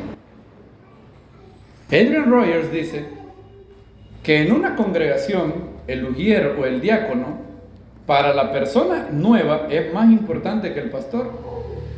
Y él tiene una analogía. Él dice: si tú vas a viajar, llegas al aeropuerto, pregunta: ¿es probable que llegues a conocer al dueño de la aerolínea? No, ¿verdad? ¿Ustedes creen que el dueño de TACA, el dueño de American Airlines, el dueño de Delta va a estar ahí? No, no va a estar. Cuando llegas al aeropuerto, ¿quién es la persona más importante? La que va a colorear toda tu percepción de ese lugar, el que te recibe. Esa es la persona. Por eso un diácono no es solamente el que pone las mesas, no es solamente el que pone las copas, es una persona muy importante. Y esta es una exhortación para nuestros hermanos diáconos. Aquí está la descripción de lo que el Eterno requiere para un diácono. Miren lo que dice. Más bien, 6:3. Buscad más bien, hermanos, a 7 varones entre vosotros que sean de buen testimonio, llenos del Espíritu y de sabiduría, a quienes encarguemos esta función. ¿Se imaginan eso? Pues usted me pregunta: pero hermano, la única función que iban a hacer era poner las mesas. Y ¿qué más iban a hacer? Iban a asegurarse de que las mujeres de los griegos, de los judíos helénicos, tuvieran comida, así como también como las mujeres hebreas. ¿Se requiere todo eso para poner las mesas, para dar comida? Sí. Miren otra vez, noten que el requerimiento no es que hayan nacido de nuevo, se percataron de eso, ¿no? El requerimiento de ellos no fue, bueno, que sean de buen testimonio y que sean nacidos de nuevo. No, ellos no piden como requerimiento las arras del Espíritu. Miren lo que piden: que sean de buen testimonio, llenos del Espíritu. Llenos del Espíritu. ¿Por qué llenos del Espíritu? Porque estas personas son las que van a tener más contacto. En otras palabras, en una congregación normalmente funcionando, la persona que tendría el mayor contacto con el nuevo es el diácono, no el pastor. De hecho, ni el maestro. Dice: nosotros, o sea, los apóstoles, nos dedicaremos a la oración y al ministerio de la palabra. En otras palabras, si tú eras nuevo en la comunidad, había una gran probabilidad que no llegaras a hablar con Pedro. Una gran probabilidad que no llegaras a hablar con Juan. Una gran probabilidad que no hablaras con Jacobo. Pero aquí viene la gran probabilidad. Era seguro que tú ibas a cruzar palabras con un diácono. Seguro. Por eso es que el requerimiento era buen testimonio, lleno del Espíritu, sabiduría a quienes encarguemos esta función. Ahora, escogen, miren, y lo dicho fue del agrado a toda la congregación y escogieron a Esteban, varón lleno de fe. Noten de qué estaba lleno de fe y del Espíritu Santo. Ok, ya Lucas nos dijo que Esteban está ¿cómo? Lleno de fe, lleno del Espíritu Santo. Mi pregunta es, ¿por qué en Lucas 7:55 nos dice esto Lucas? Pero él entonces, Esteban, lleno del Espíritu Santo, fijo los ojos en el cielo, vio la gloria de Dios, a Yeshua en pie a la diestra de Dios.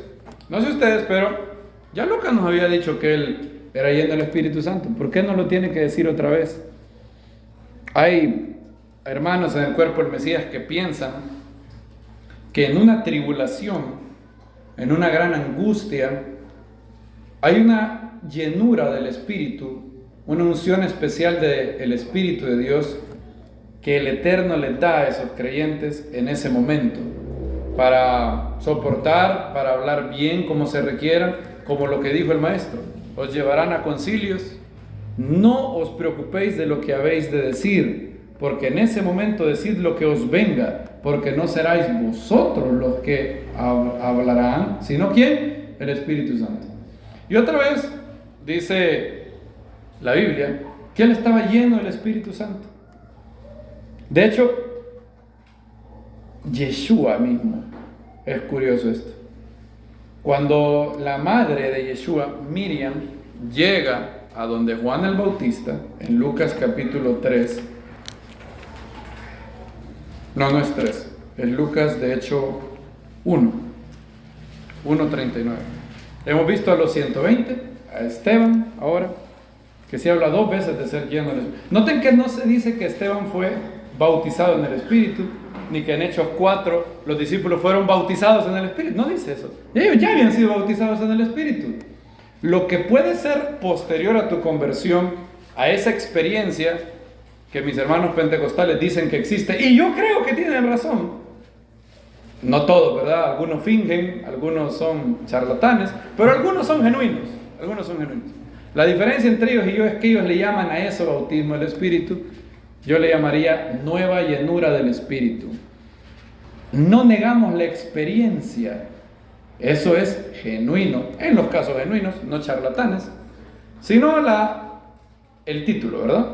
La Biblia le llama llenura del Espíritu a eso. Lucas 1:39. Miren lo que dice. En esos días Miriam se levantó, partió apresuradamente hacia una ciudad en la región montañosa de Judá. Entrando en casa de Zacarías, saludó a Elizabeth. Cuando Elizabeth oyó el saludo de Miriam, aconteció que la criatura saltó de gozo en su vientre, y Elizabeth fue, ¿qué dice? Llena del Espíritu Santo. Esto corresponde a la profecía que le habían dado a Zacarías. Lucas 1:15 dice: porque será grande delante del Señor, no beberá vino ni licor, y será lleno del Espíritu Santo aún desde el vientre de su madre. Ahora, acompáñenme aquí. Bien, Elizabeth está embarazada, Miriam también, de hecho ya el ángel Gabriel le prometió que tiene una criatura especial, un ser santo que será llamado Hijo de Dios. Miriam llega donde Elizabeth, y dice la Biblia que solo al oír el saludo de Miriam, Juan el Bautista en el vientre fue lleno del Espíritu Santo. Juan el Bautista y también Elizabeth. Ahora, noten que Juan el Bautista no fue lleno del Espíritu Santo separado de Yeshua. ¿Cuándo es que Juan el Bautista fue lleno del Espíritu Santo? En el vientre, cuando llegó la madre de Yeshua. Entonces, Juan el Bautista es lleno del Espíritu Santo. Ahora yo les hago una pregunta.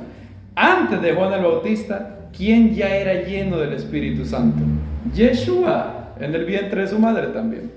De hecho, por eso es obvio que Juan le diga a Yeshua: ¿tú vienes a mí para que me bautiza? No, pues si tú eres mayor que yo. Yeshua tenía una conciencia de ser escogido tan grande desde que era niño. De hecho, no es casualidad que en los versículos posteriores Lucas nos diga lo siguiente. Lucas 2. El niño Yeshua se queda en Jerusalén, ¿se acuerdan? En la pesa. 2:46. Aconteció que después de 3 días lo hallaron en el templo sentado en medio de los maestros, no solo oyéndolos, sino también haciéndoles preguntas. Y cuantos lo oían quedaban asombrados de su inteligencia y siendo un niño. Ahora, yo no sé tú, ¿cómo es posible que un niño tenía la inteligencia y la sabiduría de dejar atónito a los grandes rabinos de Jerusalén? No puedo encontrar otra respuesta, sino que Yeshua era lleno del Espíritu Santo siendo niño. De hecho, miren la conciencia que él tenía. Al verlo se sorprendieron, José y Miriam. Y su madre le dijo, hijo, ¿por qué nos hiciste esto? He aquí tu padre y yo te hemos buscado angustiados. Les dijo, ¿por qué me buscabais? ¿No sabéis que es necesario que esté en las cosas de mi padre? Fíjense, es decir, Yeshua tiene una conciencia intuitiva que le da el Espíritu Santo de que es necesario para él estar en las cosas de su padre. Él es lleno del Espíritu desde el vientre de la madre, y debido a que es lleno del Espíritu, cuando Miriam, que lo anda cargando en el vientre, llega y saluda a Elizabeth, Elizabeth es llena del Espíritu. Ahora, si Yeshua ya era lleno del Espíritu, ¿cómo se explica entonces que él fue lleno del Espíritu? ¿Cuántos años después? ¿Qué? 30 años después. Vemos aquí otra vez el principio de 2 llenuras del Espíritu Santo. Podríamos llamarlas capacitaciones del Espíritu Santo. Por ejemplo, Yeshua ya era sabio de niño. Ahora, les hago esta pregunta. ¿Hay algún milagro que se registra de Yeshua antes del bautismo de Juan el Bautista? Yo no lo he encontrado. Si ustedes lo han encontrado, podemos discutir de eso en la mesa. Pero no se registra que Yeshua haya hecho un milagro antes de que Juan el Bautista lo bautizara. Miren lo que dice de Yeshua. Podemos leer Lucas, está en Mateo también, pero bueno. Lucas 4:1. Esto es después de que Juan el Bautista lo bautiza. Y Yeshua, ¿cómo dice ahí? Lleno del Espíritu, regresó del Jordán y fue impulsado por el Espíritu al desierto. ¿Ok? Eso fue lo que pasó cuando el Espíritu del Eterno desciende sobre él y ahora es lleno del Espíritu. Insisto, parece ser que Yeshua ya era lleno del Espíritu antes, pero ahora viene una llenura del Espíritu que lo capacita a algo que él no ha hecho antes, milagros. Vean lo que dice el verso, varios versos. 4:14. Yeshua regresó a Galilea en el poder del Espíritu. En el poder del Espíritu. Ahora había un poder para realizar sanidades. Mateo 4 dice lo siguiente, que habla de lo mismo que estamos hablando, pero lo dice muy bonito.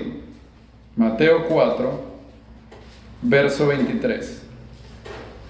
Recorría toda Galilea, enseñando en las sinagogas de ellos. Noten que él no perdió la sabiduría. El Espíritu, la nueva llenura del Espíritu le añadió, no le quitó sabiduría.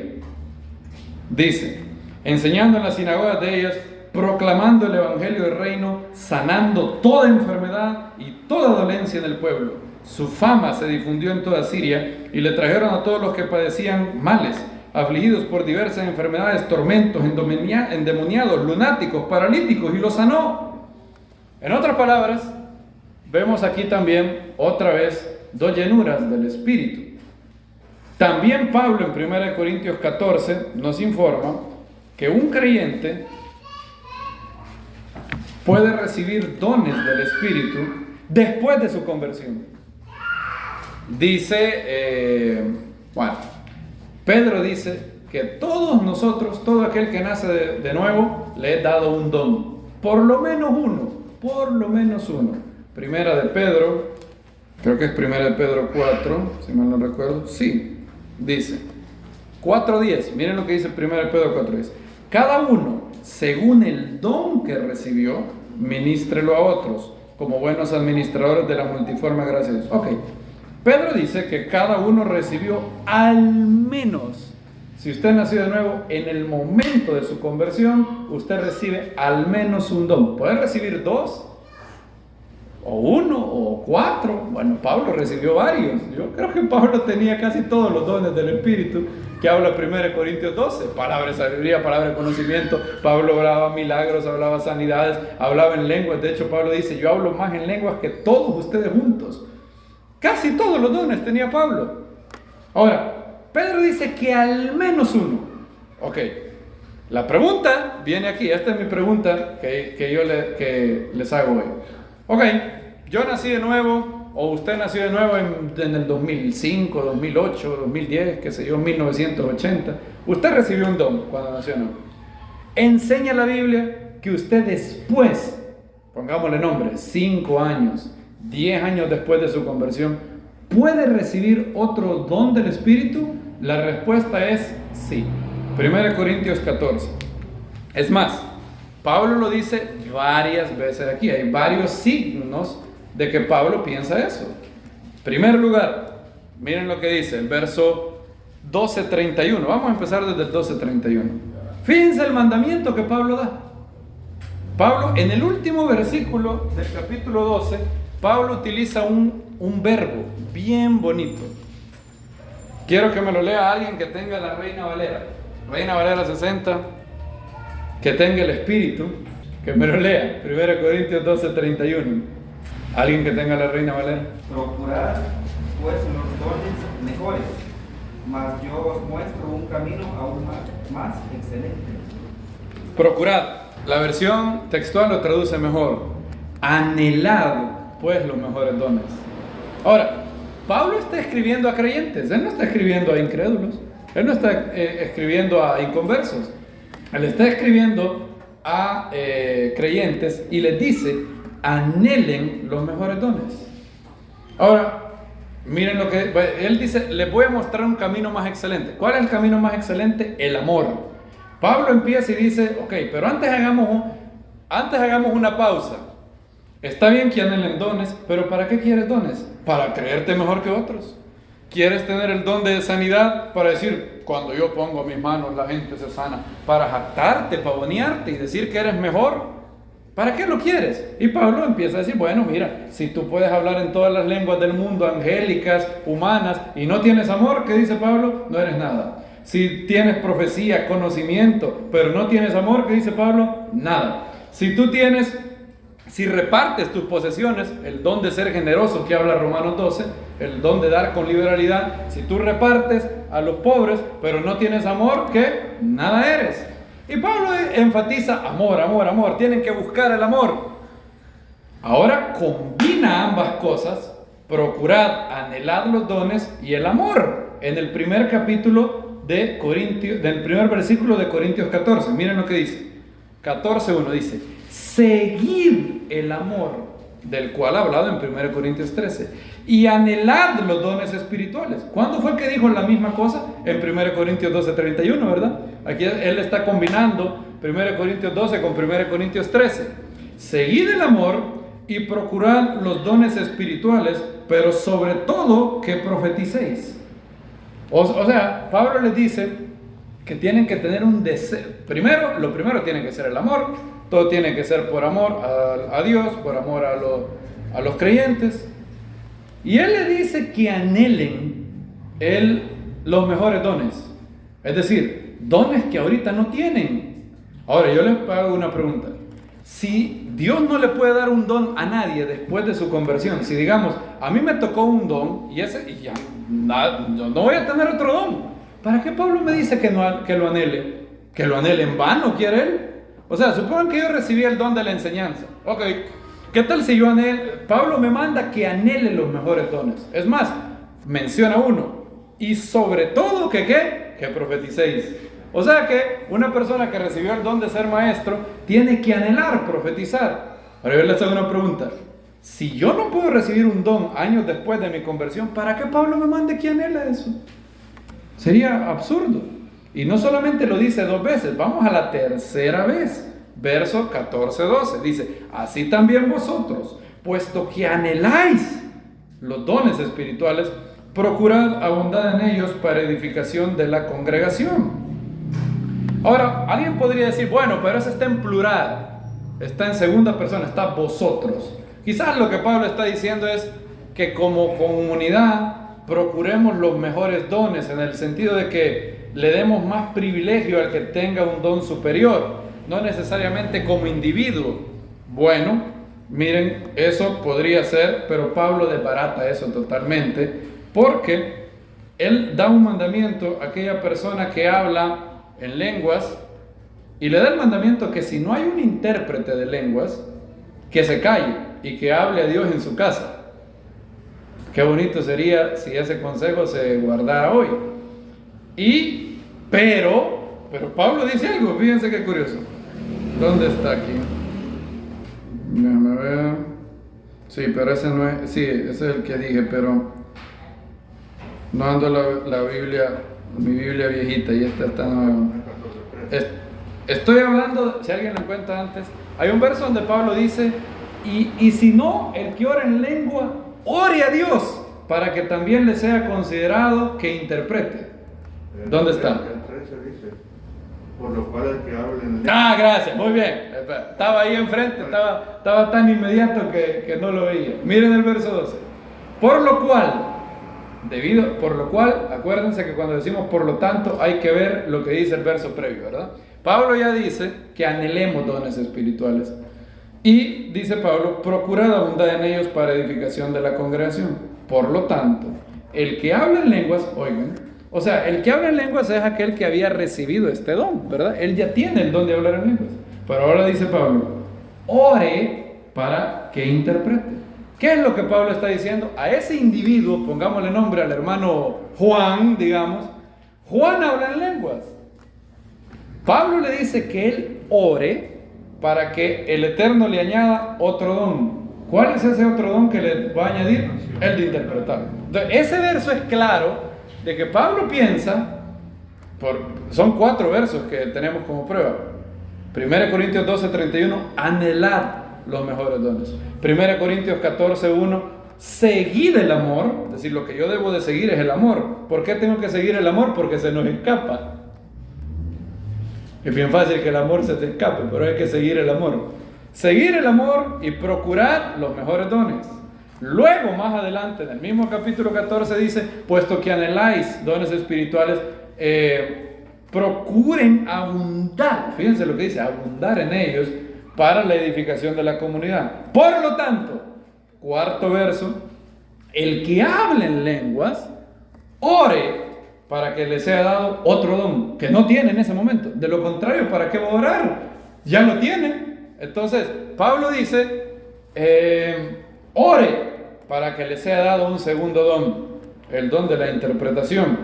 Entonces, todos estos versos que les he mencionado, primero, los apóstoles fueron llenos del Espíritu en Hechos 2, y luego vuelven a ser llenos del Espíritu en Hechos 4. Días después, quizás meses después, qué sé yo, quizás años después, no sé, meses quizás. Vemos el caso de Yeshua, que se nos habla de la llenura del Espíritu, la capacitación del Espíritu desde que es niño, y luego otra vez hay otra capacitación más completa.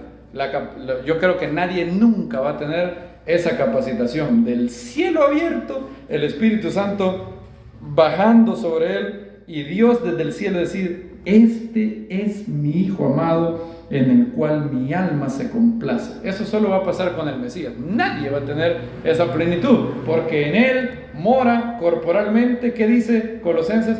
Toda la plenitud de la divinidad. Nadie va a tener eso. Esteban primero se nos dice que es lleno del Espíritu, y luego tiene una llenura especial del Espíritu en el momento de su martirio.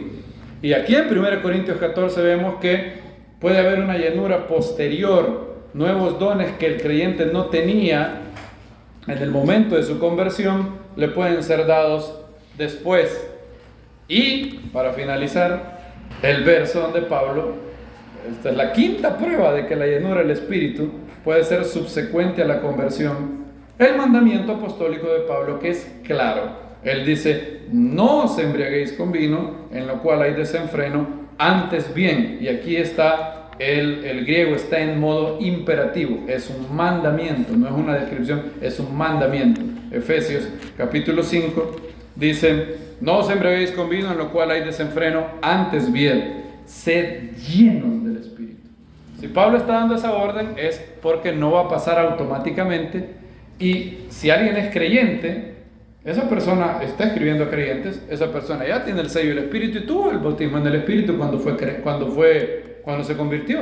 Pero ahora a estos creyentes Pablo les da el mandamiento de ser llenos del Espíritu. Tenemos Efesios 5:18. No os embriaguéis con vino en el cual hay desenfreno, antes bien sed llenos del Espíritu.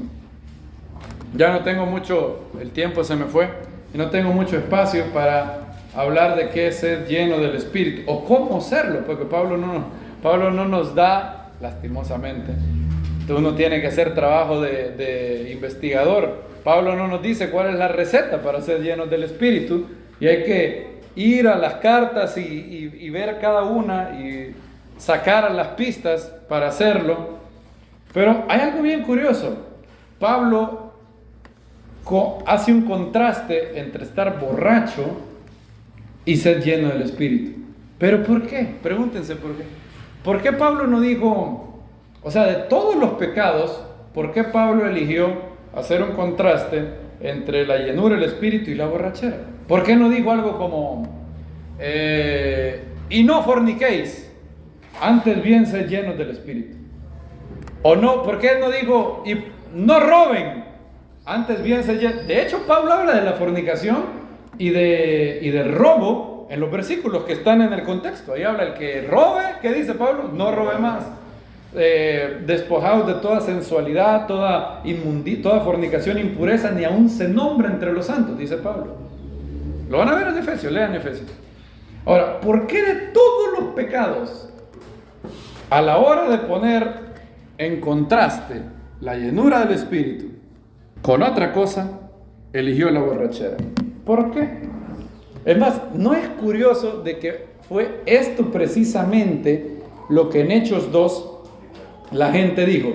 Estos están, ¿qué? Noten la palabra, llenos de mosto. Ah, bueno, ahí está un posible parangón. Aquel que está borracho está lleno de algo. El que está lleno del Espíritu también está lleno de algo. ¿De qué está lleno? ¿De qué está lleno la persona que está borracha? De alcohol, de mosto. ¿De qué está lleno la persona que está llena del Espíritu? Del Espíritu. Ahora, pregunta, ¿cuáles son los pasos para ponerse borracho? Algunos pasos, dígame usted. Bueno, si el primer paso es comenzar a beber, ese es el primer paso. No puede estar, nadie llega a estar borracho sin la primera copa o sin la primera cerveza, no se puede. ¿Cuál es el primer paso para ser lleno del Espíritu? El primer paso es beber del Espíritu. ¿Cuándo es la única vez que Pablo habla, se nos dio a beber de un mismo Espíritu? En el nuevo nacimiento. Ok, primer paso para ser borracho, comenzar a beber. Primer paso para ser lleno del Espíritu, el nuevo nacimiento. Ahora, ¿cuál es el segundo paso? Si alguien se toma una copa de vino, ¿está borracho ya? No, bueno, a menos que tenga una enfermedad grave de su hígado y solo con oler la loción ya esté borracho, pero por lo general no. Primer paso, empezar a beber. ¿Cuál es el segundo paso para estar borracho? Seguir bebiendo. Ese es el segundo paso. El segundo paso es seguir bebiendo. Empezar y beber y beber y beber y beber y beber y beber y beber y beber y beber y beber. ¿Cuál es el segundo paso para ser lleno del Espíritu? Primero, el nuevo nacimiento. Segundo, el segundo paso, y no hay tiempo para explicar más, pero el segundo paso es seguir llenándonos y procurando las cosas del Espíritu. Lo que dice Romanos 8. El modo de pensar, el que se ocupa de la carne, es muerte. Ocuparse de la carne es muerte. Ocuparse del Espíritu es vida y paz. Y aquella persona que se llena de cosas del Espíritu, como vimos la vez pasada, lectura de la Biblia, pero empecemos por eso. Nadie puede ser lleno del Espíritu si no se llena de la Biblia. Nadie puede ser lleno del Espíritu si no está lleno de Biblia. Noten cómo se llama a este libro, cómo el Espíritu Santo llamó a este libro en Efesios. Este libro se llama la espada del Espíritu. Esta es la espada del Espíritu. Meditar la Biblia, oración, alabanza, oración en el Espíritu. Es otro que habla, Judas y Efesios, habla de oración en el Espíritu. Y voy rápido. Esas 4 cosas. Si tú te llenas de eso, llegarás a ser lleno del Espíritu. ¿Y cuál es el contraste entre una persona borracha y una persona llena del Espíritu? El contraste diabólico de alguien lleno del Espíritu es alguien borracho. Por eso Pablo lo pone en contraste. ¿Qué es lo que caracteriza a una persona borracha? La persona borracha está llena de alcohol, y debido a que está llena de alcohol, ¿cuál es el resultado de estar así? El borracho está dominado por la influencia del alcohol. ¿Han visto caminar a un borracho? ¿Cómo camina ese borracho? Se cae así. ¿Cómo habla el borracho?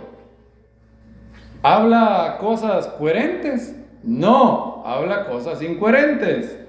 ¿Cómo se siente el borracho? El borracho por lo general se siente grande, se siente... Bueno, hay otros que no, ¿verdad? Otros tienen otras desviaciones. Hay unos que cuando se ponen borrachos pareciera que entra un espíritu de Sodoma en ellos. Pero la mayoría no. La mayoría se sienten grandes, ¿verdad? Estoy viendo un policía así de chiquito, dicen. Porque ahora ellos ven al policía, al sendo policía lo ven así chiquito. Ellos se ven grandes, los llena de orgullo el alcohol. Y así como una persona borracha está dominado por la influencia del alcohol, ¿cómo puedes saber cuando eres lleno del Espíritu? Es porque eres dominado por la influencia del Espíritu Santo. Pablo da 3 marcas, después si ustedes siguen leyendo, 3 marcas de cómo tú puedes saber si eres lleno del Espíritu, pero ya no tenemos tiempo, así que vamos a ponernos de pie y confiamos que el Eterno ha hablado a nuestras vidas y que hemos bebido el Espíritu. Baruch Hashem. Amén. Padre, gracias por estar con nosotros, te agradecemos por tu palabra, te agradecemos por tu Espíritu, por haber sido sellados, bautizados en el Espíritu cuando vinimos a ti. Te damos muchas gracias por tu palabra. Queremos estar sometidos a la guía del Espíritu. Te adoramos, te bendecimos. Gracias por esta comunidad. Padre, ¿qué pasara si 30 personas de aquí, todas fuéramos llenos del Espíritu? Sería maravilloso. Te pedimos que nos llenes de tu Espíritu. Te pedimos, Padre, que nos permitas nuevas llenuras espirituales, nuevos dones espirituales a mis hermanos. Haz que sean llenos del Espíritu. Haz que procuremos en esta semana sembrar para el Espíritu en lectura bíblica, horas de oración, horas de alabanza, horas de sumergirnos en ti, para que el Espíritu tome control en nosotros, seamos llenos del Espíritu, abundemos en un espíritu de alabanza, en un espíritu de agradecimiento y en un espíritu de sumisión. Gracias, Padre, por el Espíritu Santo que nos fue dado. Te agradecemos por hablar a nuestras vidas. A ti sea la gloria, la honra y el poder. Te alabamos, Padre, por los siglos de los siglos. Amén.